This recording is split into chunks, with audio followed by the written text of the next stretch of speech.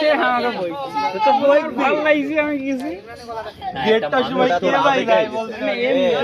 আমি ওরকম 10 টাইম ছাদের উপর যদি চালা দৌড়ে দিতে ভাই তো অন্ধকার হাঁটাহাঁটি করছি বাইক করছি তোর মানে কি লাগবে রাত 3 সময় দৌড় দিতে তান ধরে সাথে পেন্ডি চলে যাই আমি একা ওখানে সেকেন্ডারে গত সেই একটা টিটি এই মুদাই কিরাই কি লই হ্যাঁ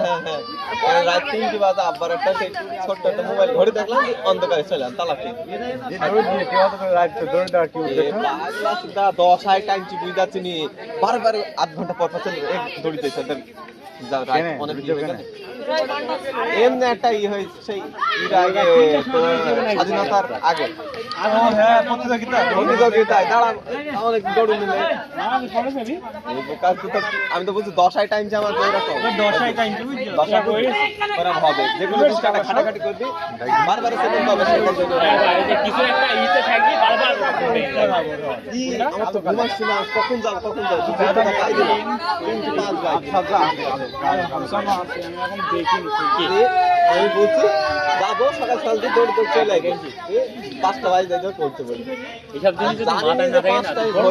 না কিছুদিন আগে আমি 10টার দিকে মোবাইল ধরে নিলে মুছতে গেছি দি এখন আমি বাইরে যে ঘরের ওই সাইডে মুছছি এই যে মা তোমার হুট করে একটা জোরে একটা বাতাস আসলো ভয় তো লাগবে ভিতরে আমি একা কাপড় আর এখন আমি কেবল সেন্টটা খুলি মুছতে যাবো এখন ভাই গাছ মাছ মুড়ি ওই জায়গাটাই সাইজের ভয় লাগে কিন্তু যদি আমাদের বাসায় ওগুলো থাকতো মানে তো এই ওই যে ওদের ব্যাটটা কিছু মনে হবে আমি দাঁড়িয়ে আছি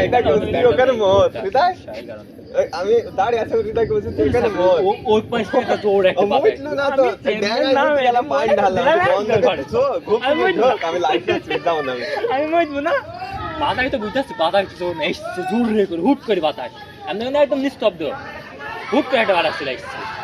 আর আমি দিলাম তো ওই যে এখন হ্যান্ডেল মার অভ্যাস ছিল তো এখন কেন তো এরকম বাবা হ্যান্ডেল মারার সময় ওকিন নাই আর বাথরুমের অন্ধ বানে বলছি পাশের ইতে একদম পাশের ধেই গাড়ি দাম অনেক হচ্ছে কোনো ব্যাপার ওরকম দি 10টা 11টা 12টা যাই ও ভিডিও